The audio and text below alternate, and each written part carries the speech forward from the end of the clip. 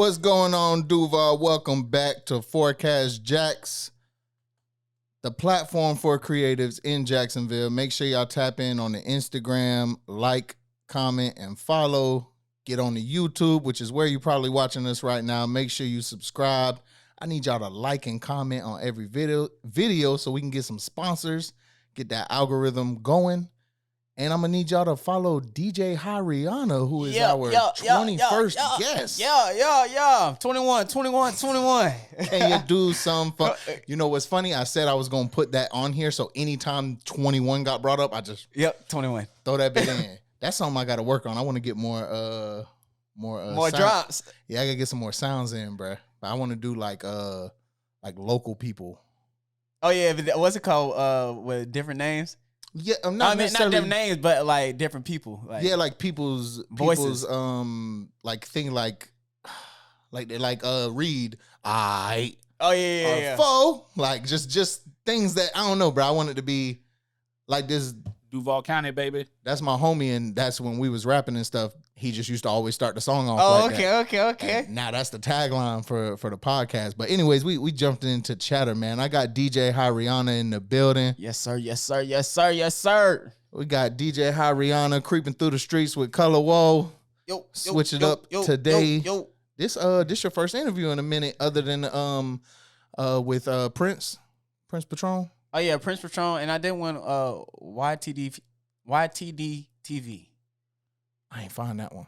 I was trying to find all of them because I wasn't trying to ask the same questions. Oh no, I mean shit. Go over the same info. No, it's for me, bro. It's for me. I like it. I like it to be because if somebody's already seen RAOP and they already seen the OG, like oh yeah, you want and they start hearing the same thing, they may be like, oh, but yeah, I already know all this. Like, so I try to do my research and get through there. But for people who do not know, I mean, if you in Jacksonville, especially if you go out and you like to go to the club, there's no reason, or really if you know who Seddy Hendrinx is, it's no reason you shouldn't know this man. But I'm going to let HiRihanna introduce himself and tell y'all what he does and what you can catch him doing. Yes, sir. DJ HiRihanna. I'm going to say it one more time because everybody apparently has a hard time saying my name.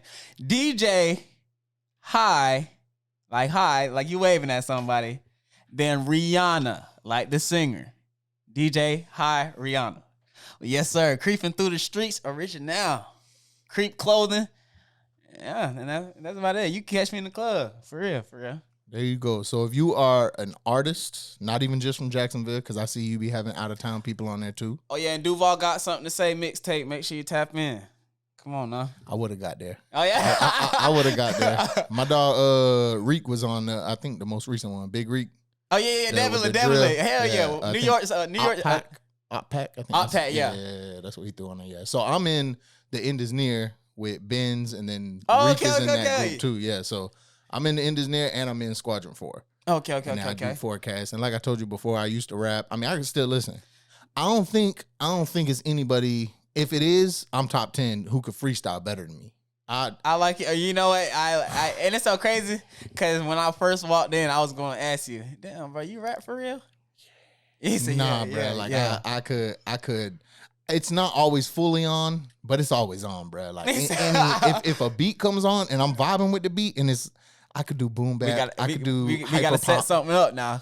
Nah, I ain't gonna cap, bro. I was just talking to Reed, and because I told him I was like, "Hey, I'm finna be creeping through the streets," and he was like, "Hey," I was like, "No, I'm not going on there. He coming here," and he was like, "Hey, no cap. That might be how you need to bring yourself out. Just let people know that way. Go hop on creeping through the streets. Come on now, and put it out there. And if I did do it, I think I'll probably just straight freestyle, bro. No beat or with a beat? No, with the beat. No, okay. I ain't no battle rapper, bro. No. I need a beat to get right. I mean, I could rap without a beat, but for freestyling, like, I need the beat to keep going. Because if it's no beat, I feel like every bar got to be hitting. Yeah. And if I'm freestyling, I can kind of vibe with it and just. Oh yeah, you can bounce in with it, bounce out, catch a flow. Really, with that without the beat, you really got a point to prove. Yeah. So from my view, you DJ every weekend. You got an event damn near every weekend. Is that solid? Pretty much every weekend you got something going on. We holding it down. Me and my dog Sheed, if you don't know him, official Sheed in the city. one of my dogs. We even came up together, but we really started collaborating on doing different parties. So if I'm not really DJing, I'm really kind of helping him get together with the promo. So getting the club together, getting people in there. So we in there every single weekend though, for sure. CL Lounge, if you don't know, come stop by, have a good time. I promise you, one of the best vibes in the city. I can say best vibes, best music, and all around surrounding. There ain't no problems in there. You come catch a vibe, you might leave with something, male, female, on both ends, and you go, hey, you probably gonna leave drunk too. I ain't gonna cat to you. That's how we get down in there. Don't come out if you're not trying to get drunk. Oh yeah, don't come in there. That's the I would theme. say come, because you can smoke in that bit if you do smoke, if that's your preference. Get a little high, see a little vibes. But the main thing, our main focus in there, get drunk. Well, that's great to hear. I've been looking for somewhere to go where I could smoke other than Real Team. Oh, definitely. You can go out there. You can if you sections don't go for much either. If you're more of a bougie person, you want to sit down, go ahead, copy your section. You can roll up, smoke. I'm pretty sure by the time 1:40, 1:30, 1 o'clock come around, you're gonna be standing on your section turn. Wait. So I can stand on the couches? Oh, definitely. I got when Melly first time coming here, what did they change Skyline to? I forgot the name they had Oh, you changed talking about it. Onyx? Yeah, so Melly came to Onyx, big dog. When I tell you there was like 30 people there, nobody was there. Everybody was asleep. I was there. You was up in the I was on stage, yeah. Oh, okay. Because I was DJing that night. Oh, so you DJ'd that night? Yeah, I DJ'd. Oh, wow. See, I didn't even know. I think I probably knew who you were. I done heard who you are for like a long time, for real. But then once you started putting that content out, bro, like, oh yeah, I ain't had no choice but to pay attention, for real. Oh yeah, that's exactly what the point in time I want to start waking more people up more to. Yeah, it's cool I DJ and everything, but I feel like going in as a DJ, you gotta have like those different platforms for people to view you on. It's not all about just being in the club, because if you're in the club, yeah, it's only gonna be a certain amount of people who's going to the club, and then they're gonna grow up and go somewhere else, and then you're going to another age group that might come in, and then it'd be the same thing, but at the same time, it's only so far. So you got to go ahead and build a platform and build a brand for yourself. That's my big word for DJ, brand. Yeah, it's all about the brand. Cool, you can DJ, but what is that brand like outside of it? Look at DJ Academics. You never seen him really DJ in the club? No, never. I ain't gonna lie. He said like in an interview, like he's never DJ'd. Okay, so that's even worse. I'm pretty sure I heard that. I was listening to him on Flagrant, which is like a comedy podcast that he went on. Cause bro, I ain't listen. People, my dog Chulo, man, Chulo Ramon, he's very like street etiquette, so he don't fuck with academics. But listen, big dog, academics is hilarious, bro. He's hilarious. Listen, that boy be having me rolling verses. You got people like Aiden Ross. I think Aiden Ross like the most corny motherfucker out. Yeah, bro. I ain't gonna care. I fuck with Aiden just cause of what he got going on as he's an entrepreneur and he's a boss. He's putting people on. He's putting people in the position. I fuck with that side, but it'd be some of the shit he be doing. I'd be like, okay, he's just cringe to me, bro. Yeah, like, yeah. He just really. Because if I was really sitting in front of you, I would actually look at you with yeah, bro. Some type of way of cause I probably can't be around you too much. Yeah, no. It's one of those situations you daff up and they be like, yeah, cuz, what's up? I respect you. I'm gone. Hey, straight up, bro. We ain't got really too much to talk about, bro. It's just I don't know, bro. He seemed like a try-hard, but this ain't about him. This about you. Oh yeah, this is about Jacksonville. This is about Forecast. So you've been DJing for about 6 to 7 years. Yeah. Are you? And when I say this, I don't mean in a like you're comfortable, but are you satisfied with where you are? Definitely not.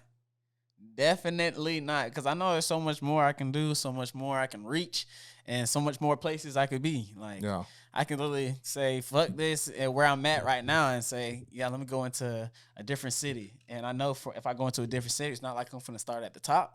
Yeah. Or where I'm at right now, I'm gonna have to grind and go up a whole nother way. So it's always ways to go ahead and get bigger, but it's also, I feel like it's also timing too. It's really just seeing where your cards, you know what you want, you manifest everything you want to do. So once you get to that position where you feel like you're gonna be able to grow and get into a certain bracket, you can go ahead and elevate for real. So I can never say I'm comfortable with what I do, just because I see other DJs doing way more than what I'm doing. So it's really got to keep going. Gotcha. I so satisfied wasn't even on the paper. So what I really meant though, like, are you where you expected to be within the 6 to 7 range, or did you have higher goals for this time range? I know. I mean, I feel like I'm way past a lot of what your average DJ would probably be, especially in my age.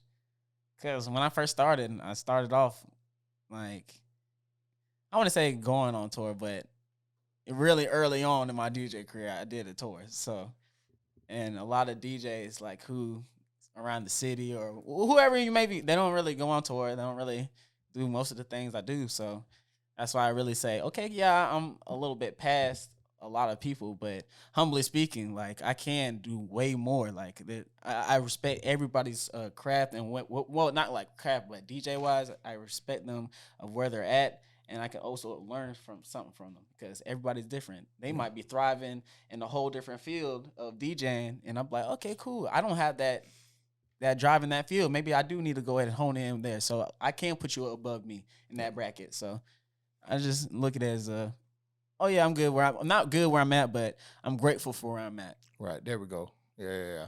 What do you think separates a great DJ from an average DJ? Because I mean, as long as you know the crowd or the like what city you're in, you know what they listen to. Anybody kind of put a playlist together, bro. Yeah. But, well, what do you think makes and it don't even got to be the DJ set, but in general, as a DJ, what do you think separates an average from a great DJ? Really on the stage presence wise, it's really just gotta bring the energy. Whatever energy you put out there is the same energy you're gonna get back every single time. Like especially in those bigger crowds, those bigger arenas. If you come out that bit turn, you calling it out, you know what the certain things to say. Like, oh, I know if you with your dog, get with your dog, and if you with your dog, let me hear you say that's my dog or some shit like that. Like, it's those reaction words for the crowds that you just gotta know that's gonna help pump up your set. So it's just really knowledge at the end of the day, for real. And really just studying people who are above you doing it too. Like that studying is key because every young DJ who comes around me and asks me, dang, how do you get to this point and how do you feel so comfortable in doing it in this point? It's really just studying and taking bits and pieces of what everybody else is doing around you. Like one of my OGs, DJ Money Good. That man literally told me every single time, when we go to this place, we're going specifically to listen to the DJ.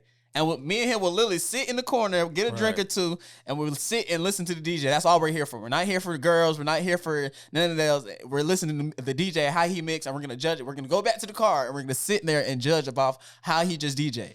No, that's fire. But we done did it in Orlando, Atlanta, all type of shit, Miami, and we literally do it every single time. So when I tell DJs who come around me, I'm like, bro, just go out and listen.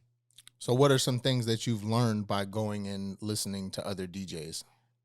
Song selection, how to mix better, like what's the transition in between songs. Like when you hear a lot of DJs, when they mix songs, they don't really mix it for real. Like sometimes they'll probably stop the song, talk a little bit, and then bring in the next song. Or what they'll do is they'll just mix it, but there won't be no like effect there to kind of help the blend of the song to get to the next one. So it's really talking the story. Like a lot of the old DJs, like bigger ranking than them, like cool running DJs, when they're getting on and their transition is telling the story, even if they're pausing and stopping the track, it's a whole story that's going between it. If we're getting money, all the songs is gonna be talking about getting money. If we're trapping, all the songs is gonna be talking about getting trapping. If we're getting bitches, they're gonna talk about how they getting bitches in the song. But they got literally songs that's gonna line up. So really just being around those OGs and then seeing how they move and how they project the songs and what they play at a certain time they play it at and what timing, because a lot of DJs don't know too that timing thing's a real thing in the club. Like 10:30, 11:30, 12:30, 1:30. What are you playing at 2?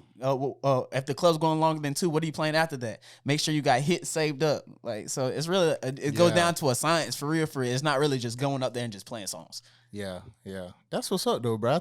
I don't think I've ever heard, because I know a good amount of DJs. I've never heard that like going and studying the DJ, because you know, like an artist will go study somebody else performing. Yeah, come on. I ain't never even think about it like that. I mean, it's pretty obvious now that I'm saying it out loud, but like, damn, like that's real. Because you'll have like an artist and be like, shit, I want to go to a Drake concert just to see how he perform. That's doing your work because you're seeing how he performs and you're going to try to take his cadence of how he comes up on the stage, the confidence he builds on when he going on stage, the certain little things he do, the certain little things he says to get a crowd reaction. You're going to try to feed off of it. Or whatever your favorite artist may be. It might be Kendrick. You might go see a Kendrick concert and see how he comes out and presents himself. You might try to recreate that when you hit the stage. So it's really just the same thing as DJing. When he goes on stage, what is he doing? Oh, when he plays this certain song, he's walking to the front of the crowd. He's saying this. He's making them put their hands up. And then as soon as the beat drop, he's jumping around with them. He's going crazy. So, and my favorite one, not to keep going, but my favorite one always to watch is the Rolling Loud sets. Like even when before I even did my first tour, I used to sit back and watch every single Rolling Loud set, how the artist is coming on stage, what the DJ is playing before they come on stage, how they mixing it. So then I used to go to like while I'm in this process, I used to go on Instagram and follow each and every single one of their DJs.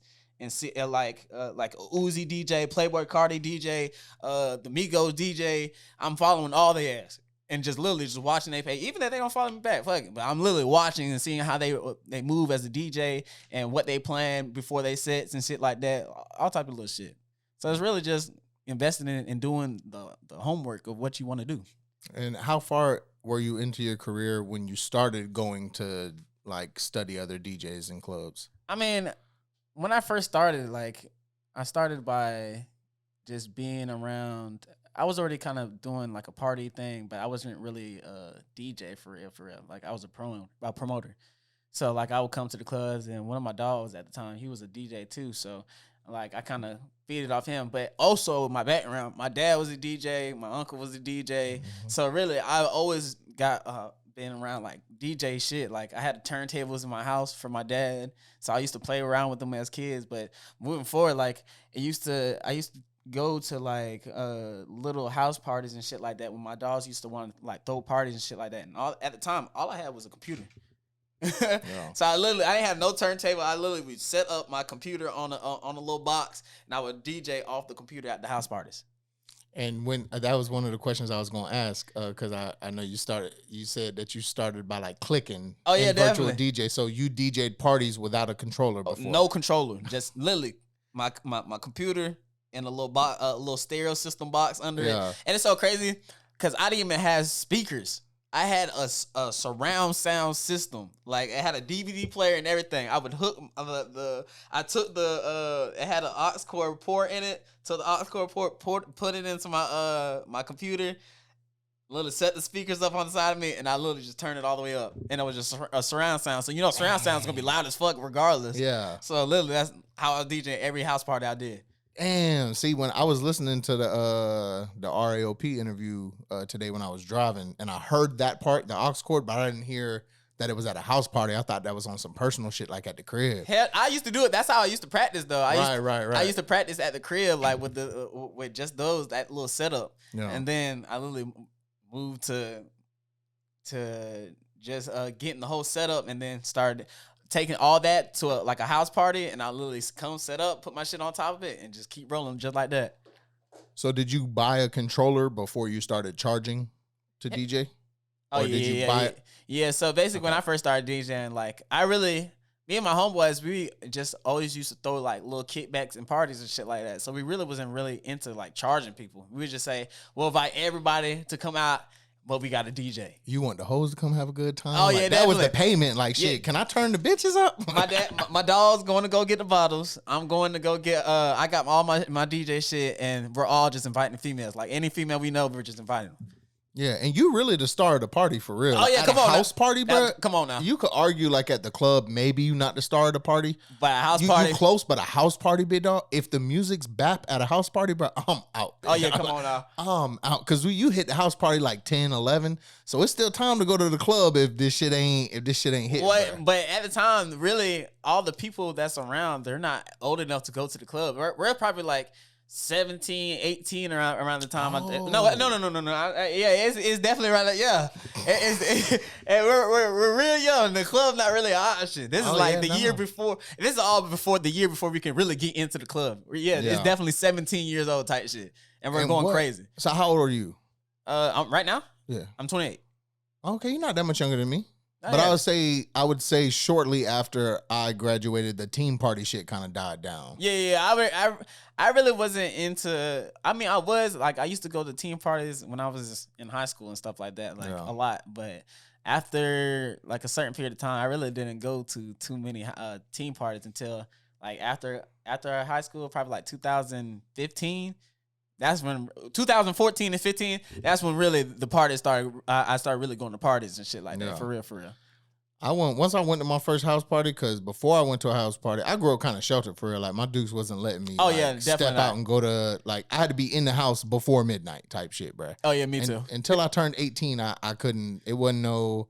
I wasn't staying in nobody's crib, like so. I never really got to get out like that. So I was going to. She would let me. It's funny. She wouldn't let me go to a house party, but I could go to a teen night like at the club because she knows it's teen night and there's not going to be any alcohol or whatever. Oh yeah, which is wild because she'll let me drink at home when I'm like 16. Like I could have a drink at the house.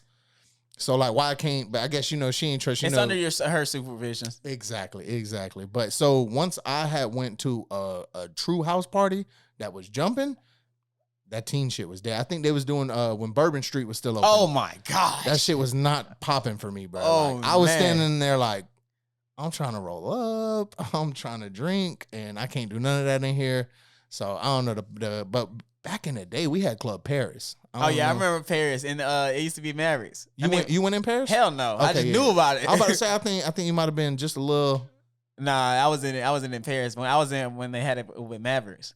Listen, that's the best club we've ever had in Jacksonville. Oh yeah. Bro. Mavericks, hands down. That shit was like a movie. Like every time nigga used to go, it used to be like a whole set schedule. You used to wake up Friday and Saturday night. You know for a fact you're gonna go to the mall, get you a fit, and every single person you see in the mall is going to Mavericks. Everybody, Mavericks, bro. I had so much, bro. I was so sad when they closed that shit down, bro. But some of my best days was in Mavericks. Yeah, I think they caught wind that the landing was going bye-bye. Oh, yeah, and they just went ahead and stepped out early. Yeah. But, bro, listen, it's crazy because it started as a country club. Like, definitely. Really, like... It was like a hunky tonk or something like that. And it still continued to be that one day a week. But motherfuckers came through and they'll do Wednesday night, had a night.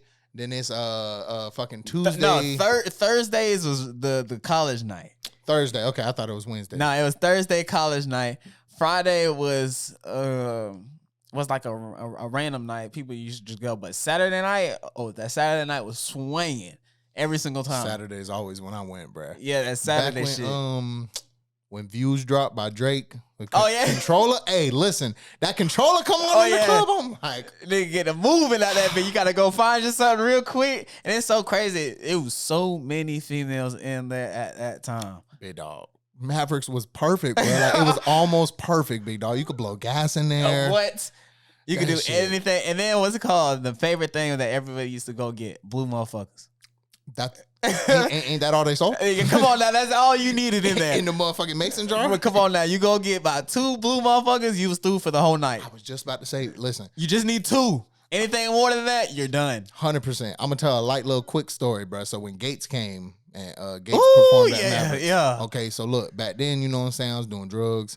I was on Xanax. Oh. So I didn't really eat. I took a Xanax, and then I came in. So empty stomach, Xanax, blue motherfucker, gone in 5 minutes. Oh, yeah, you're done. You in trouble for drinking a Mavericks blue motherfucker. Oh, yeah, one. They're not the same anywhere else. For some reason, I don't know what they did at Mavericks, but I got another one.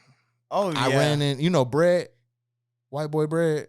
Yeah. From Mascaras, yeah. When they was open. So I ran into Bread because he was a promoter on the show.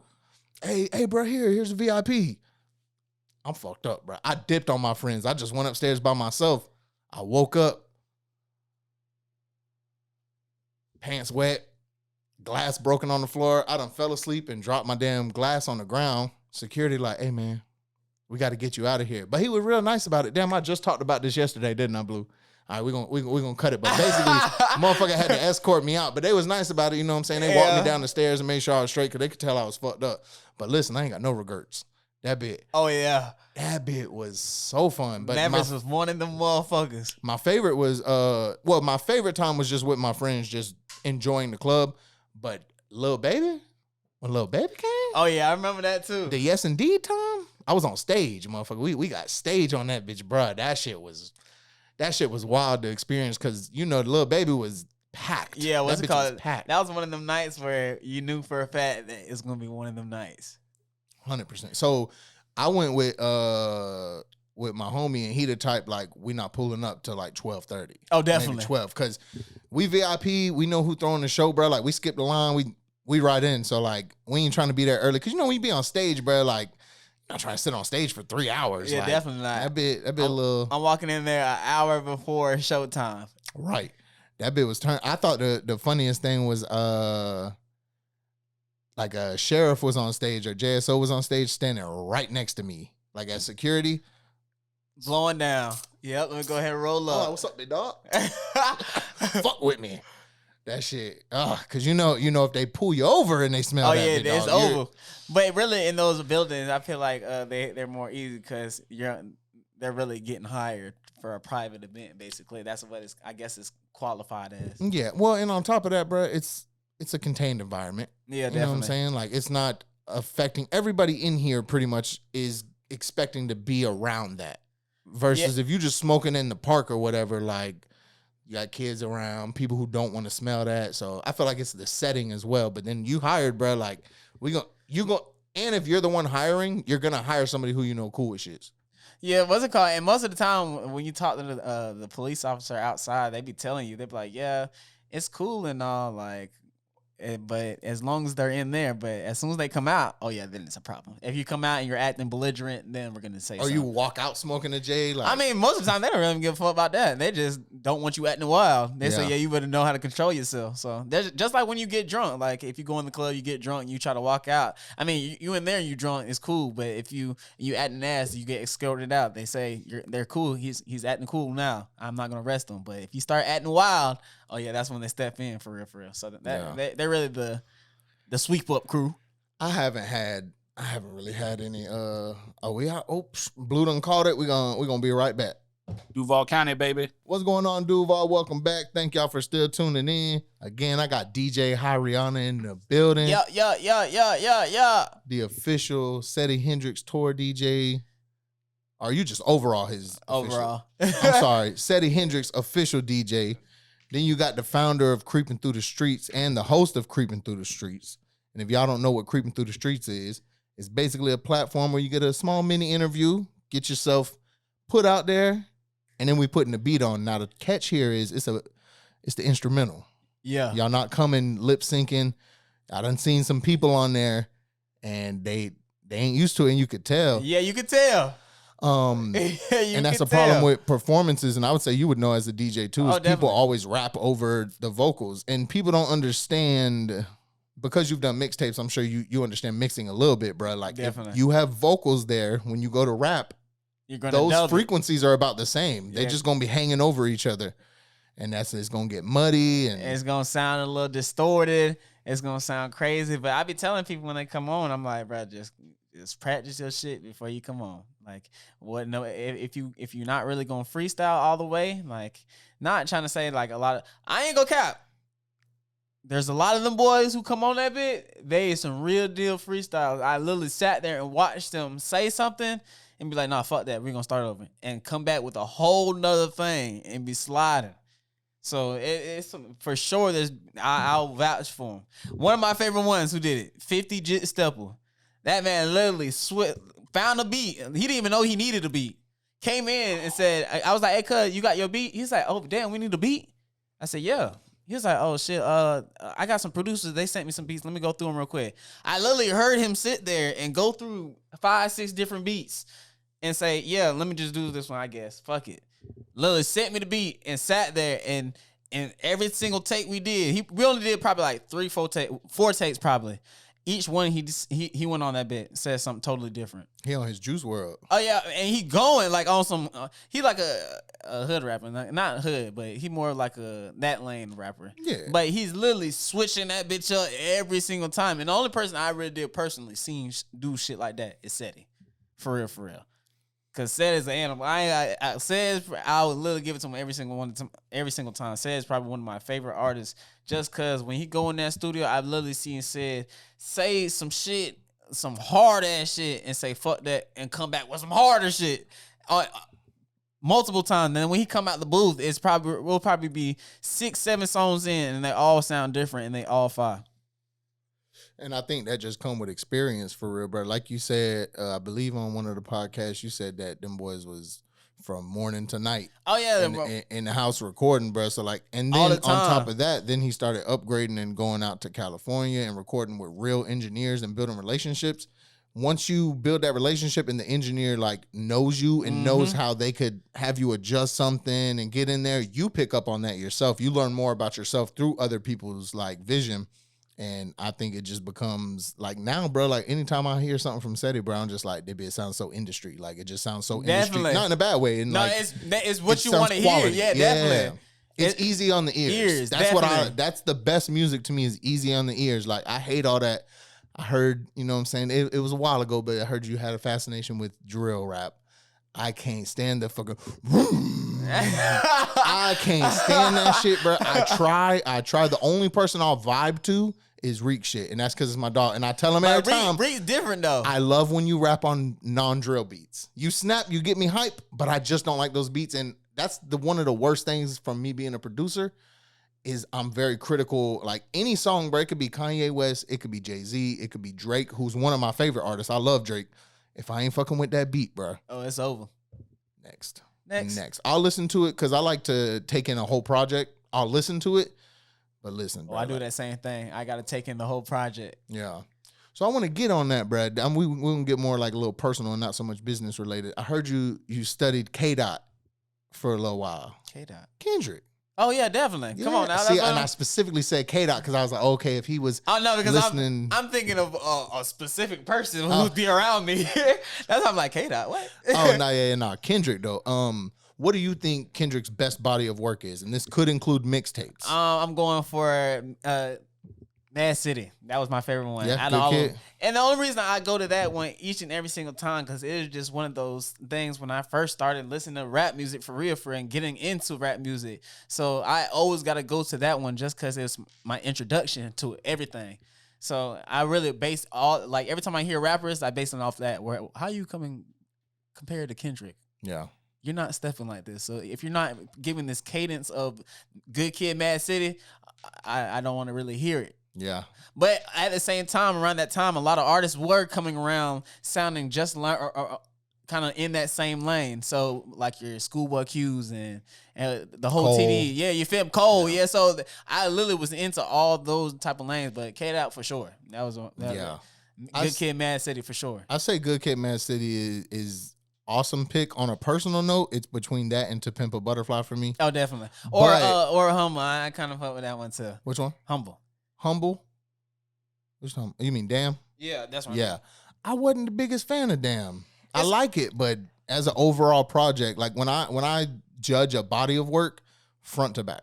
Like, will I play it and not skip nothing? So Good Kid, Mad City. That was one of the ones. This is why. I remember, bro, I was working at Big Lots in the furniture department on Merrill Road. Bro. I remember, I was like, fuck them customers, fuck my task. I'm trying to listen to this album, bro. So you got the intro, very intro style and sound. Then it starts switching up. Bitch, don't kill my vibe. You got backseat freestyle. But then there's a story in between that goes through the whole album. So you get a story, you got bangers, you got rap. And you got, the different feels of, the different artistry. Where you going from a sad to a telling the story, and you're going to get hype all at the same time within one project. Bro, Sing About Me will probably remain one of my favorite songs ever. And it's so crazy because I love that song. I hate to say the mainstream songs, but they always get me because me being as a DJ, I always appreciate if you could make that type of music, to get to everybody's ears. It's cliche to say, oh yeah, this is my favorite song, this is all, of course, but at the same time, when I look at it, I'm like, bro, I can't put this past nothing just because I love when a certain song gets to the masses and it can actually reach out and we can all share that same type of feel for it. If the song don't give that type of feel with it, then I'm like, okay, yeah. And that's why I say it's arguably is his best body of work, bro, because it has all the different aspects for anybody. If you can't turn up the backseat freestyle, big dog, oh yeah, come on now. Like no matter who you are as a person, I can literally sit you down like female, male wise. If you can't understand the body of work that he's just presenting to you, like on all levels, then I already understand that you don't really have that feel for music. We don't need to discuss opinions on music. Yeah, like, you feel we me? could vibe to some shit together, but we don't need to discuss it because once you bring it up, I'm gonna get mad because now you're really playing because I feel the music for real. Like you might like this. I'm not gonna say this, but like it's certain people like only a certain body of music and they won't understand it outside of that one artist. Yeah. So that's the main people I feel like you get into it with every single time. They're like, oh yeah, young boy, or Rod or whatever. They make great music for sure, but at the end of the day, I like a song that's gonna reach the masses. That's gonna have the same effect and feel on every single person that comes around. If we can all sit and no matter from a kid to an adult, if I can put on a song, we have like that same feel all the way around. You know, you got your song. Yeah, that's just how I respect music. I don't know. Yeah, I've noticed. I'm a huge Rod Wave fan, bro. I am too. Hey, I think his new project is wonderful. Coming from a musical perspective, this man sampled Paramore, like Paramore. Ain't it fun living in the... Hey, when I heard that, I didn't even put two and two together because that's the thing I love about Rod. Whenever he do a spin, it don't sound like the original. I stopped the thing, bro. I literally stopped the whole track. I'm listening to it with my dog on the balcony. I stopped the whole thing, and I was like, bro, what the fuck is that song again? Paramore. I pulled it up. I said, oh, this nigga great. Oh, this nigga is great. And what's the last one he sampled? Hey There, Delilah, whatever. He sampled that too. Damn, what's the song? Oh, I was just about to say that. Which song it is? Well, damn, it's crazy. Like I said, I'm a huge Rod Wave fan. It's called Hey There, Delilah. Nah, not by Rod Wave. I'm finna tell you right now. But the first time, I've been on motherfucking Rod Wave since he came. Shad brought him. Shad brought him to the outside. I'm talking about Hard on Ice. Maybe had just came out. You talking about over there on Lynn Turner, the party spot? Listen, you see what's in that picture? That bridge. Oh yeah. If it's not this side of the bridge, the south side, I don't know where I'm at. No, I'll go. Yeah. I don't know where I'm at, bro. Oh, okay. I can't tell you, bro. If it's not on this side of the bridge, bro. Like downtown Riverside, I get you a little right, but the west side, the north side, out east, I'm kind of. I be knowing I'm a little ways just because. Yeah, I don't know, bro. I done did so many parties everywhere. Yeah, see, exactly. So you've had a reason to go to the other sides. For me, bro, like, I don't know, like, even like food, like anything, bro. If I got to cross that bridge, it's a small chance. My girl be begging me to go like somewhere sometimes, or like she want to go to like St. Augustine type shit. And I'm like, man, that shit far, bro. Like, my baby, shit like 35 minutes away from here. Try some new shit now. Yeah, I'm getting into that though, for real. Trying new shit and really honing into what people got to offer for real. Yeah. Because I'm definitely going to tell you if it's good or not or whatever it may be. But I just like to try new shit now. What's some new things you've tried lately? Really, I'm on my restaurant shit right now. Just trying, like, if I see something that's different. Like, the other day I went to Riverside and they had some, like, pizza restaurant in that vid. And literally the whole thing was covered in cave. Like, it's like a whole cave type of vibe in it. Like, from the top. In 5 Points. Yeah. It's, they're affiliated with the theater. Oh, okay. Yeah, the people who own the theater, that's their pizza spot. Oh, damn, that's hard as fuck. I forgot the name of it, though. But that literally, I walked past it. I said, damn, bro, I've never seen this before. Let me try it. And then literally, it was a whole different vibe. You sit down, they give you popcorn and shit like that. Like, so vibe versus the food. Like, how good was the food? Like, you know what I'm saying? That's what I've heard. I've heard like it's okay. It's what you could expect, and that's okay. I like that. Okay. But the vibe was there. No, the vibe was exactly, there. That's bro. what I was there for. The vibe. Exactly. But the food would have been a plus up on the whole come back again type of thing. Yeah. But it's really like, okay, cool. I tried it. You ever been to V Pizza? Nah. Okay, so it's okay. listen, because some people don't fuck with V Pizza, and I'm gonna tell you why. One, if they take it to go, that's number one. Two. Where's it located? My bad. There's multiple. I'm gonna get there. Let's start there actually. Yeah. San Marco, that's the one you want to go to. Bearded Pig? Nah, I've never tried. That's okay. It's white people barbecue. It's okay. It's not bad. It's okay. What's the San Marco? So you know where the Daily's at in San Marco? Right after you pass under the highway. So you would turn right on that street. I don't know what that is. It might be Hendrix. I don't know. It's in San Marco, bro. You just type V Pizza, you'll find it. But there's one at the beach. Don't go to the one at the beach. Mandarin, if you over there, it's okay. But you got to eat V Pizza there. San Marco. Yeah, bro. Because listen, they use a specific flour, 00 flour, which is the finest flour. It's what they use in Italy. It's the finest ground flour, and it's better on your stomach. So, like, you don't get that, like, ooh, after you eat the pizza, it don't really hurt your stomach. I don't know if you be on it, boy. You be knowing all the... Listen, big dog. Hey, when it come to food, listen. I'll put you on some shit, bro. I'll put you on some shit. But what you gotta go get when you go to V Pizza is the wings, bro. So they cook their wings in the pizza oven at like 500 degrees. Now listen, if you like spicy, they got the Calabarian. So they put the Calabarian chilies on it, real spicy. I don't like spicy. So you want to get the V signature. Olive oil, garlic, onion, like just, a typical seasoning, but bro, it's so flavorful, so tender, but they top it with caramelized red onions. Do you like onions? No. Oh, even caramelized? Caramelized, yeah. Like okay. Butter, cooked, soft. I don't like those purple and the red onions, the best ones. I don't like that. Coming from somebody who always hated onions, bro. If there's a raw onion on my sandwich or in my food, I'm picking it out, bro. Like it's right off. I've just started eating sauteed, which is like halfway to caramelized. But caramelized onions, man. Listen, I ain't gonna lie to you. I eat a little bowl of caramelized onions, man. No, sir. Them bitches get off, bro. No, sir. I can't even do it with you. But yeah, so V Pizza. The other thing I wanted to say about it is do not just get a basic like pepperoni pizza. Follow like what you think you fuck with. They got like a pesto mac and cheese one, so they put actual pasta on it and they use pesto sauce. Listen, bro, that's what they're good at is their specialty pizzas, bro. Oh yeah, I'm gonna go get that. I ain't gonna care. I'm a cheese person. Oh, you like cheese? Yes. Oh, big dog. So do you know Detour? Detour Visions. He go by Self now. He's in the end is near, not the end is near, Squadron 4 with us. Okay. I probably do. He knows who you are, but I had him in here yesterday, and I ain't seen my dog in a minute. He do merchant seaman now. Mm-hmm. So I got a bottle of wine because he like wine, I like wine. But I got the cheese, I got the pepperoni. What else we had in this bitch, Blue? I had the ground mustard, honey, he said the ground mustard, honey, boy. I know that shit was good. Grapes, muscadine grapes. Like, what they be calling them? Charcuterie board. Oh my goodness, charcuterie board. Speaking of charcuterie board, what's the dude who be rapping like a pimp? Who?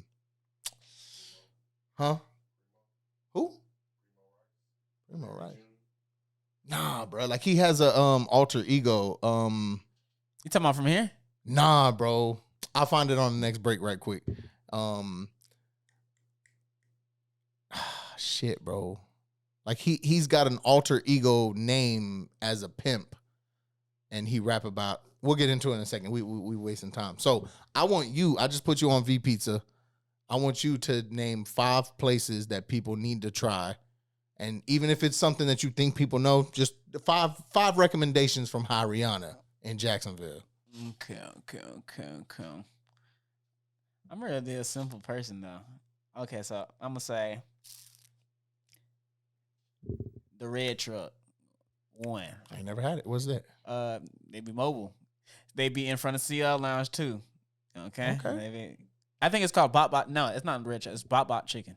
Oh, Bok Bok Chicken. Yeah. That's I call it Red Truck, but what is that? Corey Money. That's Corey Money shit. I think so. No, it is. I know. Yeah. Because they got the. Hey, you're doing your thing, brother. They got the breakfast bowls and burrito too. Like the same people own that too. It'd be on St. John's Bluff. Like whenever they be stationary. Yeah, if it's Bok Bok Chicken, BAWK. Yeah, definitely. Yeah, that's the Corey Money, Bo Gunner. Like that's okay. their shit. I never met them, boy. I need to tap in with y'all boys. Hey, my dog called that shit the Red Truck. Like, every time I see it, the Red Truck right there, Bop Bop, I'm on it. Yeah, no, Bop Bop good. Keep going. Another one, Indulgence. That's downtown. It's a soul food restaurant. Oh yeah. Indulgence, yeah. Listen, Potter's House fell out, or at least the Southside Potter's House fell off. I've been looking for some good soul food. I fuck with Potter House, but listen, them collars was trash 2 days ago. Oh, okay. East Bay Street, they be having their thing going. They got 75-cent wings on, I think it's Wednesdays. East Bay is another place. Yeah, that's where Indulgence. You know where the studio is? It's right under the studio. Oh, they bussing? Yeah, I ain't. Wow, I didn't know that. You just gotta wait for the. You gotta put your ear to the street. See for when you go over there. You gotta know what's going on.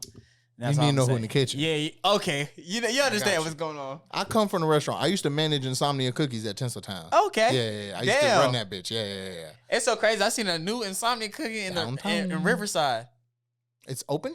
Nah, it's coming soon. They building it in 5 Points. Listen, when I was managing there, they asked me where I thought they should go, and I told them 5 Points in Riverside. And look where they ignored me, bruh. They turned their shoulder to me, bruh. But you need to go get your check. Nah. He said nah. They shorted me. I ain't even trying to get in. I done talked about that shit on the podcast so much, bro. But basically, if you made $1 million, they was giving you 10% raise. Because during COVID, like, people weren't making no sales. Oh, yeah. I made 1.3. Made 1.3 million. They ain't giving my raise because we were a new store. I'm like, fuck that, bro. Yeah, like, I'm gone. Yeah, so I dip. Yeah, I'm gone. Yeah, I dip. I don't care about y'all thing. All right, so we got East Bay, Indulgence, Bok, 2 more. Another one. I'm going. Oh, damn! I had it in my head too, just a second ago. What else I be fucking? What I be eating? Oh, how could I forget? My boy Caribbean Sunset over there on Main Street. It's the second person to tell me about this one. Oh my goodness gracious! They really need to be number one. I ain't gonna count. I tell with the mac and cheese. With the red beans and rice. Oh, come on now. Listen, and just like Bistro, Spices disappointed me the other day, bro. I was pretty upset. I used to love Spices, bro, but I went the other day and ever since y'all got the TVs on the wall and stuff. Yeah, I'm feeling a little boozy. Yeah, like it's a little less seasoning in there or something. I don't know. Man, I would say there's a strip club. I don't want to throw them on my list, but there's a Passion strip club. They be making good wings. Let me find out. No, since Mascara's closed, that's where I be. Yeah. Passion. Oh, let me find out. Passion be making some good wings. Passions, and I would say I had wacko shit. They shit was pretty straight. I was kind of fucked up, so I can't really give y'all a whole honest review. But I'm not gonna put y'all on the list. But my fifth, I'm gonna have to say, what I be fucking with? I be having my little routine. Those are my routines. Oh, I'm going to give it to him just because I fought with the presentation of what they had going on. Phoenix Eatery. Phoenix Ave Eatery. Boy, they shit looks so good. I've been wanting to get over there to try that shit, but I see every single time I see that plate, I ask the person where they got it from. They say Phoenix Ave Eatery. Listen. My dog said, "Hey, I'm gonna give you some stuff, but you're gonna have to cross a bridge to get it." Yeah. Every selection is over there. Cross the bridge. Across the bridge. I ain't gonna count. That's good though, cause I always be eating on the south side. So. Oh yeah, no, I ain't gonna count. Once you cross that bridge, you're gonna get more of your self-owned businesses, and they be putting some of them people be putting their heart and soul into making that food. Like Indulgence, that's I don't know if you know his name is Suspenseful. That's one of his restaurants. I think so. I think I've heard. He used to do like he do like a lot of the concerts and shit like that, and be into like the entertainment. But that's one of his restaurants. But that shit good as fuck. You ever had Naps? Nah. Do you know who Naps is? Nah. Feed the Ville? Nah. Oh my god. No. Fuck me down. I got to get you right. So Naps whipping. You ever heard of Silky's? Silky's? I heard of that shit, but I never been there. It's in Springfield. So he used to be the sous chef there, but it's been over a year since he left there. He do his own thing now. So he do catering and he do pop-ups. So right now he's been doing Brew right by the theater in 5 Points. Mm-hmm. There's a coffee shop called Brew. They're usually open 7 to 4. They got coffee, pastries, and then they got like brisket tacos and shit like that. That shit sounds so good. But they usually close at 4. At 8 o'clock tonight, Naps is in the kitchen there doing his own. So this month, the special is Afro-Asian. So he's doing like black twists on Asian food. Oh, hell. And 2 months ago, he did the handfuls. So he had a burrito, but if you lift that burrito up, like you have to hold it like this. So everything was big and it was a handful. So he does a theme, but every week he brings something new. So I don't know what he gonna have tonight, but. Oh, what's it called again? Naps? Naps Whipping, like nappy hair. Mm-hmm. Naps Whipping is his name, but Feed the Ville is his company's name. Oh, okay. So they got like a whole little restaurant that you can pull up to? No. That's why I was saying he's at the coffee shop. Like Oh, it's a okay, monthly event. Every Friday he's there from 8 to 11 doing this. But That burrito shit sounds so good. you ever heard of Collect, the clothing store? They used to be called Archives. Yeah. So okay, I know. they at Beach and Hodges. Anytime they throw an event at their store, or they've been doing events at Flamingo, off Larks. You dropping places, boy. I feel like I ain't been nowhere, Jay. No, you know Flamingo. You know Corey's old off Laura Street, right? Or Hogan Park. Is it Hogan Park? Yeah, Hogan Park. You know where Hogan Park at, bro? It's in the center of downtown by the library, across the street. Okay. Yeah, so right next to that, like there's a building to the left. The Flamingo, bruh. It's a little it's not called the Flamingo, it's called the Lark. I said off Lark Street. It's called the Lark, and the Flamingo is their logo. But so basically upstairs, it's a big venue. Collect's been renting that out. Oh, I know what you're talking about. I'm like, I know you know, bro. You a DJ. I know you know the Lark. I know what you're talking about now. Yeah. My dog literally just took me to that shit the other day. For LaFarve's release. And they had it at opening Art Walk too. Oh, for real? Okay. Yeah, he brought me up to that day. I was like, damn, what the fuck this is? Yeah, they got like a little elevator, and then they got like these creaky ass stairs. Yes, I remember. Yeah, nah. So they've been doing events there, and they got a whole kitchen upstairs. So Naps will set up in there, and anytime he does like a pop up, it's a build your own. So it may be quesadilla or pasta bar. So he got 3 different types of pasta, 3 different sauces, 3 different proteins, 3 different toppings, and you build it yourself. So that way you are making what you want. Because when Nap's making, like, if you go to like Brew and be like, can I get no onions on that? Nap's gonna be looking out that kitchen window like, no, nigga. The fuck you got going on? We're fucking 25 orders behind right now. Like, yeah, so that's a way where you can kind of get his taste, but build it on your own. Yeah. Because like you say, you don't like onions. Like when I go to Nap's house, I'm eating however he make it. Nah, it's so crazy because I'm not gonna say I don't like onions. It just depends on how like it's served. Because my mom be putting onions in food and shit like that. Even like when my parents being Jamaican and my mom from Barbados, like they make shit with onions all the time, and I sit there and eat it because I don't know there's onions in it. So, but it's hitting so hard, like I just don't like certain them purple onions that stink. Oh yeah, I hate them shits. That's the only ones I don't like. That's crazy. But if it's like cooked and shit like that, then yeah, I can fuck with that.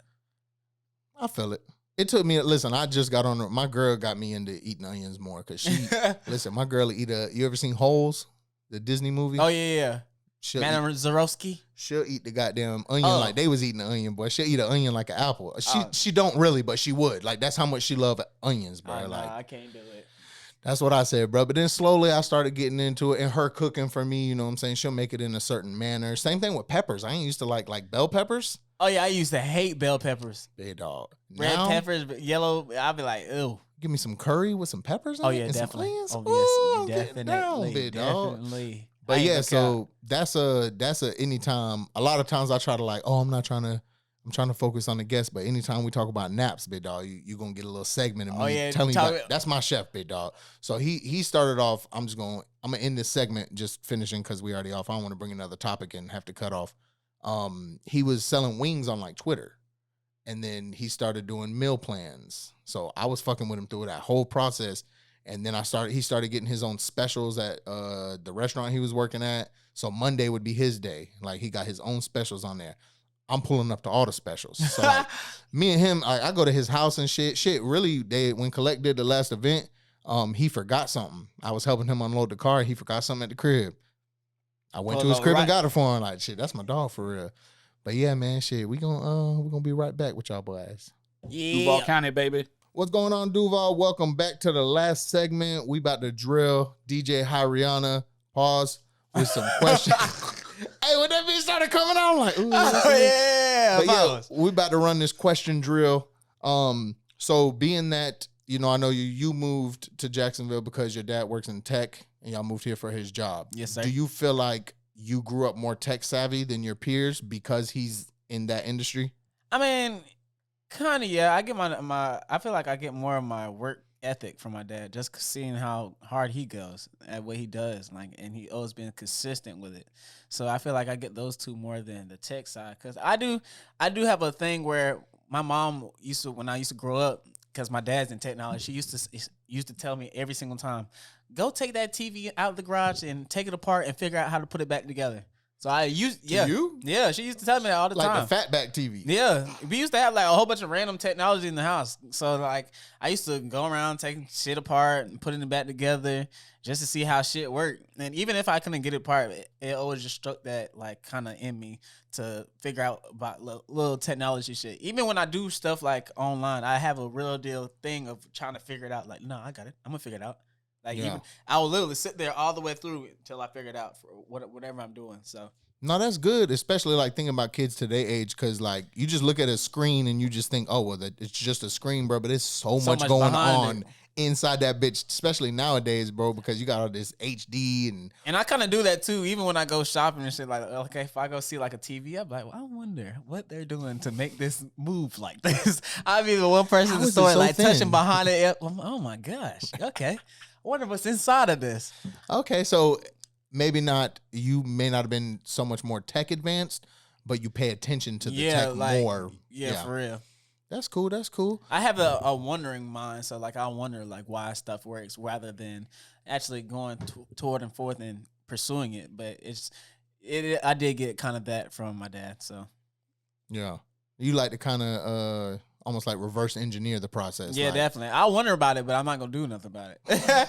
I'm gonna wonder about it for sure, but I'm not gonna like go hard in and full. Like it's gonna strike my mind, and then I might actually go do my research so I figure it out right there. But I'm not gonna apply it like put it through my life. So that's where I get my dad from, because I want to know. I want to know what's really going on. So I'll figure out the knowledge, and then after I figure it out, I'll be like, okay, cool, bad. I know it. Yeah. And then it's always, I don't know how God works, but it's always like a scenario where someone will literally bring it up and I'll just randomly know. I'll be like, yeah, you just do this. And then be like, bro, what the fuck? I'm like, yeah, I just watched the video on it randomly. Yeah, so, nah, you're a man of information. Yeah, like, definitely. You got a lot of, you might not think about what you know, but if somebody brings up a topic, it's like, oh. Yeah, definitely. That. And my brother's like that times 10. Like I do it like to a certain T, but my brother is to the T with it. Like, you'll bring up like a war in Vietnam or something like that. My brother know everything going on about it. Yeah, 1936. Yeah, you know, Sergeant. You know that Obama, he didn't let them go on this particular day. That's why they feel this way. So he's that person. He gets in deep with it, and then he'll like knows how to make the jokes with it and everything. So. But, it sounds like your brother should have a podcast. Yeah, that's the type of people that really get going on a podcast, because you can really get into it with so many different guests. He's really good.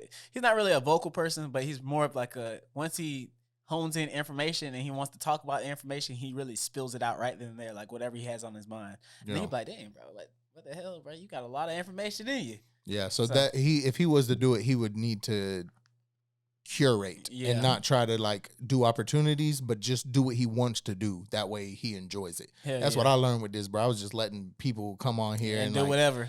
I wouldn't say there's no guests I've had that I didn't want to do, but I didn't want to do them as early as I did. But because they trying to, fuck with me, I'll let you on. But I just learned that the conversations go better when it's somebody who actually has some type of substance and actually wants to, and you can actually dig deep within somebody too. So and my thing, like when I was doing research for you, bruh, this how I had to go do research.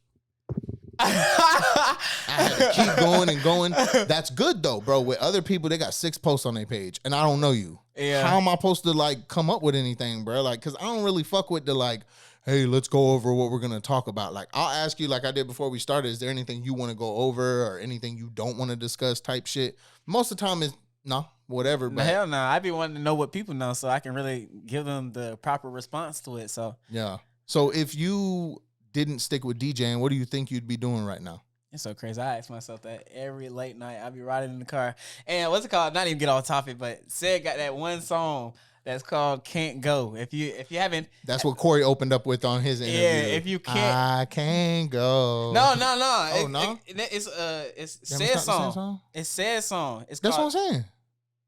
Back to my old ways. Oh yeah, okay. That's what I'm saying. Corey. So the way I didn't do it with you because I stopped doing it. I would make the guest pick a local song to open up with, and we'd start the episode listening to it. But now it's just if you're an artist, then we'll play your song. But after that, because people attention span, like people ain't really trying to like listen to a song forcefully. But yeah, that's what he opened with. Bro. I never heard that song. That shit hard. But yeah, at the beginning of the song, DJ Drama says literally, it's been so many days. If I remember having a dream going back to Philly.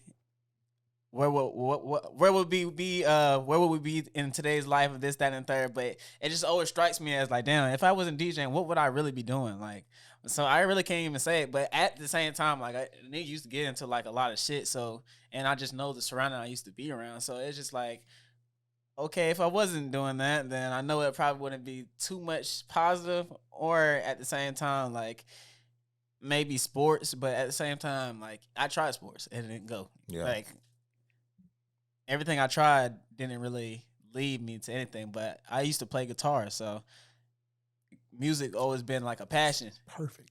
I'm so glad you just brought that up, 'cause that was the next question. Oh yeah. So what I've learned, I learned a lot about you between yesterday and today, because I like to do my research right before. Like when I texted you and said, "Let me know when you got an ETA," I was still coming up with more questions. Oh like, yeah. I'm like, I like it to be fresh. Like if I write it down a week ago, then I just review it. Nah, bro, I want to come up with it in the moment, bro. So everything that's here was written on this paper today. Hell like, yeah. But so you played guitar and drums. Do you ever plan to tap back into that? But it's so crazy because I tell myself all the time, like when I get to, I can't even say like a comfortable point in my life, but it's also like I want to get to a space where it is I can actually create freely within me. So I'm not really, I can't say really I'm in that space, but once I get back to that space, like where it's just me, like whether it's moving to like my next spot or even if I get like a little warehouse or whatever it may be, I feel like it's going to raise my creativity level way higher just because I can venture out and do more with my time. I don't have to pull up here and pull up here and pull up here and go here. I can really just hone in and have my space and say, hey, creators, come to me.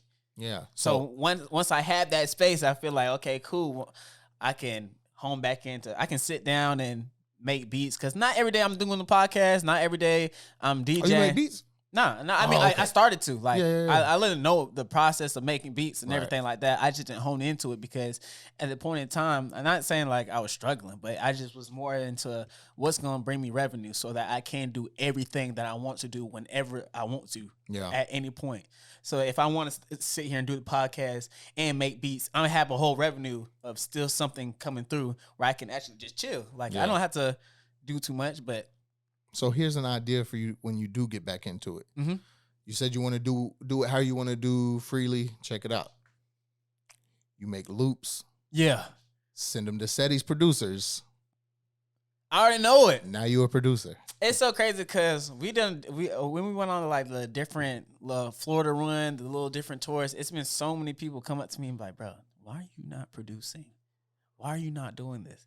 And I think about it even to the day, like when I do everything I need to do, like I be thinking like, yeah, bro, I got to get back into that producing bag. Because when I started, like I could tell that was going to be a great way for me. But at the same time, in my mind, I'm like, okay, cool. I gotta have some type of stability for myself, so I can go ahead and sit down and do this because I love playing guitar. I love drums. I want to learn how to play piano too. Like, but I just want to have that moment where I can actually sit down and actually learn all this freely and have that comfortability within myself, even if it's not right now. Like I know everything don't happen right now, and I do have a lot on my plate right now to be doing, but. No, you're a busy man, bro. Oh yeah, you feel me? I salute you, bro. You a busy man, bro, and you stay up with the content.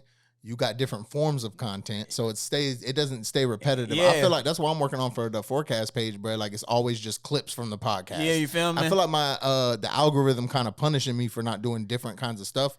So I got to start learning. But it's also like with that too, like with my consistency with the podcast and shit like that. Like I really look at it as I can't really focus too much on it that it's gonna come because every person who I meet, like who actually has a big platform for real, like 100K or doing something like that, bro, they literally said, bro, I literally just kept posting. I don't give a fuck who likes it, whatever that. Somebody's gonna like your shit. Like even with mine, like I have a good video on my TikTok that's going up.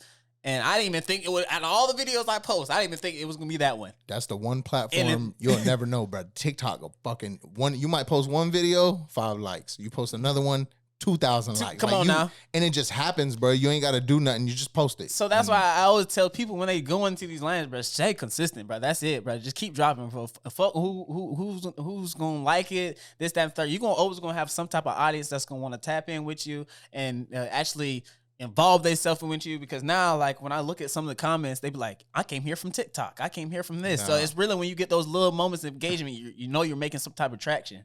Like, even today.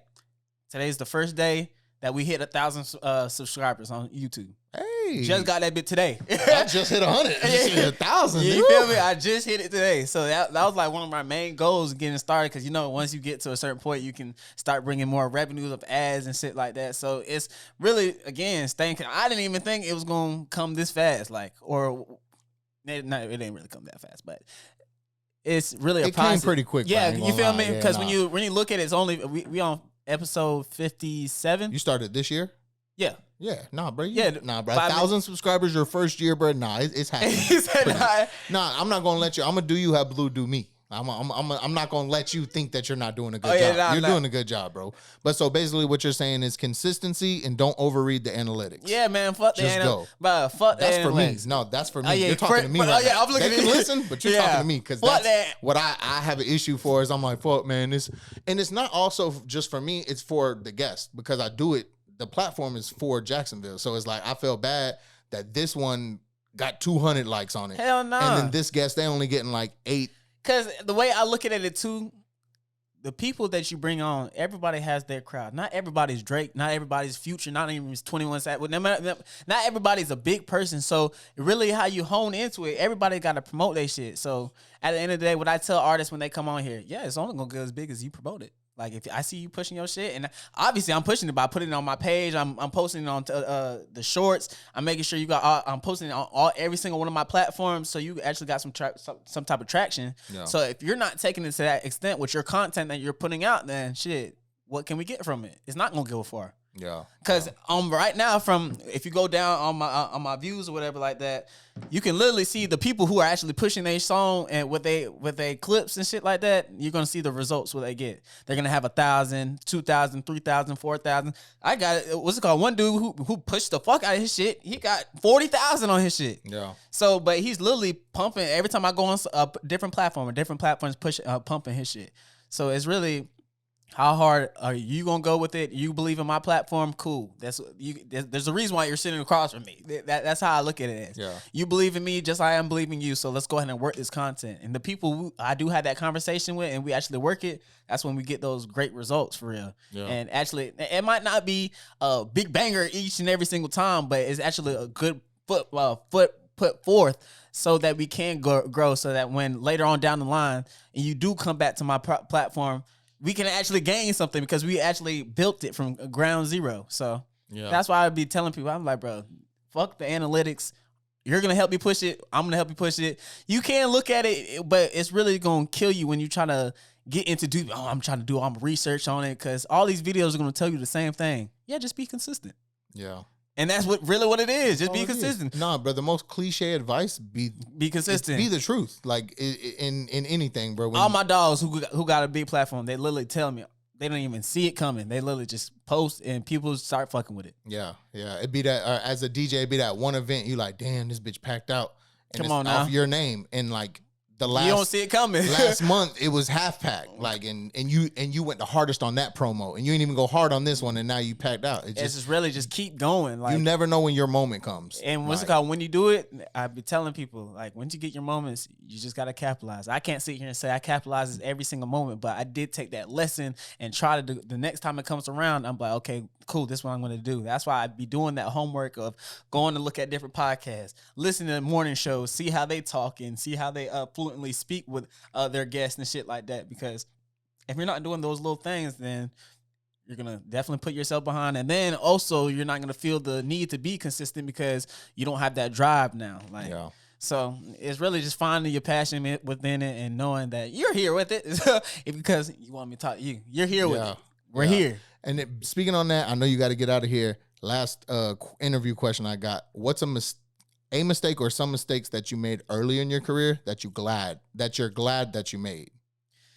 I mean, not to say it in like a negative way, but just dealing with all different types of people.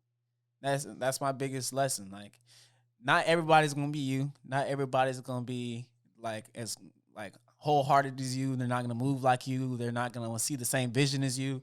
But at the same time, like, I had to learn, it's all on me. Like, I try to put all my burdens onto somebody else, and it's always gonna be that shortcoming, I feel like.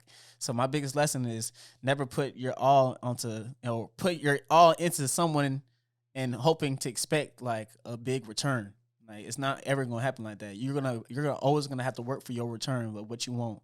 My biggest thing was always, when I was coming up, I wanted to get paid more. Like, I always wanted people to feel my worth. I'm going on tours. I want to do this, that, and the third. And how can I make sure I'm getting paid and getting my worth? My dog was doing the same thing. He's doing big parties, but he wanted to make sure he's getting his worth. He didn't want to feel shitted. So guess what we did? Started doing our own shit. Yeah. So once you have control of your own shit and you really standing on 10 about your shit and really moving with your shit and watching it progress and really networking wholeheartedly, like not going around boasting to people, this, that, and third, but actually trying to put people into a position to win with you, then you're going to see a whole different type of result. Because every single person I come in contact with, no matter what they do, from a photographer, from a clothing line, no matter what they do, cooking, I'm going to make sure that when we in the same spot or we're working together, we're both shining. Like, I want you to win and you should want me to win. There's not going to be no hate. There ain't going to be none of that extra shit, because at the end of the day, we both have the same end goal. No, I would say some people, like people who are kind of negative minded, might see you as overly positive, bro. That's something I get from you, bro. You're so positive, bro. Yeah, like on all of your every excerpt I see from you on your social media, bro. You smiling, bro. Good energy, positivity, bro. And I think that is definitely a big reason why you are where you are and in the position you are, bro. Because positivity, radio. It's like my dog Chris from Scared Money say, bro. Radiation. Yes, sir. It's just about radiation, bro. But so what services are you available for that people can tap in and book you for? Okay, if you want to book me, you can book me to DJ. That's one. You can book me to host. That's two. Reach out to me on DJ HiRihanna on Instagram. That's my main thing. I'll be checking all the time.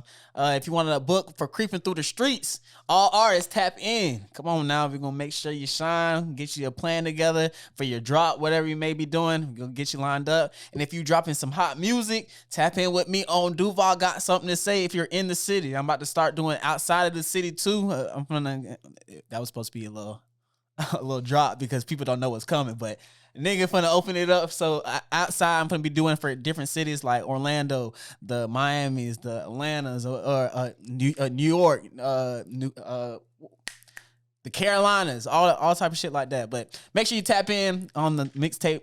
We're going global with that. Mixtapes ain't dead. That's my main thing I love to say. I've been telling them, mixtapes ain't dead. It's just we got to open up that avenue again so that we can go ahead and drop people when they can't drop. We can put it on mixtapes. No. So it's really helping. Who help you? But at the end of the day, make sure you tap in with me on all those platforms. And Kreep Klothing, we got some new shit coming out. And I forgot to cover that, bruh. From what I heard on Prince Patron, I believe you said you have a winter line coming. Oh yeah, definitely. Oh yeah, definitely. I'm telling you, I was watching my shit. Definitely. I was watching my shit, bro. All right, for sure. So y'all tap in. We got Kreep Klothing. You got Kreepin through the streets, which is a platform for musicians. Other genres welcome? Yeah, bro. Outside of rap? Yes. Okay. Yes. It was. Shout out my boy Say.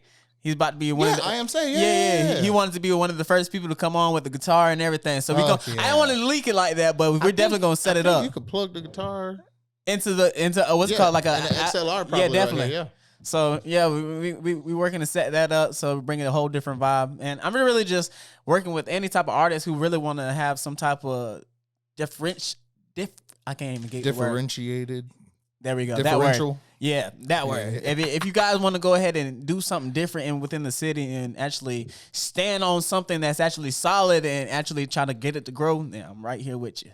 Yes, sir. For sure. So y'all make sure y'all follow DJ HiRihanna. You'll find in his bio all of his other businesses, and you can follow him there. You can book him for hosting your event, DJing your event. Yeah.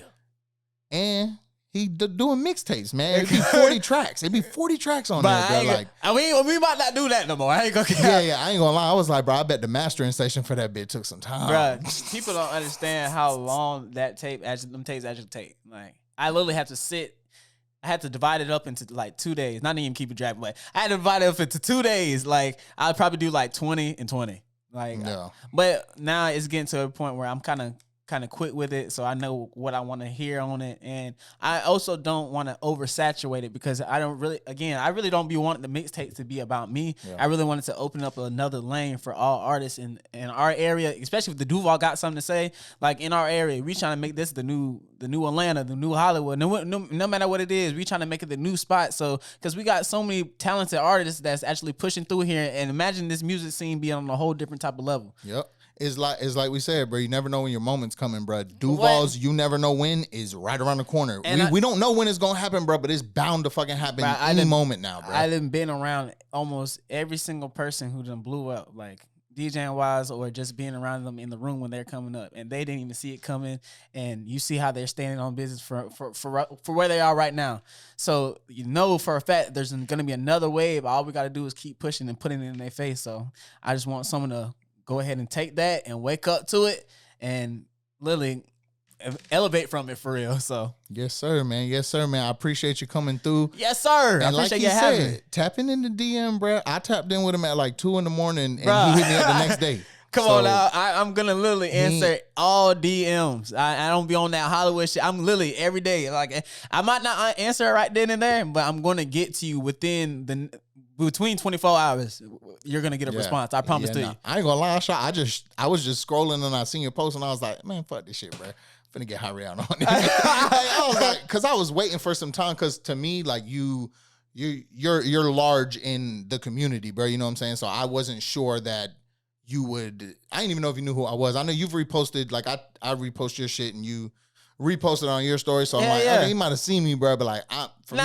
ain't gonna count. I never really tapped in with you, but I definitely seen y'all thing because of obviously common people we be around. But right. I just really love when people actually doing shit and really actually standing behind it and want to help the community grow for real. Because there's so many people who keep saying, oh yeah, it's crabs this, crab that, but I'm like, bro, you're supporting that crab. That's why they're living. What's it called? If you want a crab to die, shit, cut their water off. I actually heard the reason the crabs be trying to get out they pull them back in the pot is because they're scared that like, oh yeah, they don't want you to get out. It's a bad thing for them. It's not that like, we want you to die too. That's just how humans perceive it, bro. Because I thought it was a bad thing too. But anyways, my dog gotta go. Yeah, you stayed extra late from it. I really appreciate it, bro. Of course. Y'all tap in Forecast Jacksonville, Instagram, YouTube Forecast Jacks. Follow, like, subscribe, comment. All that shit, man. Yeah. And y'all know who we do it for, man. Duval County, baby.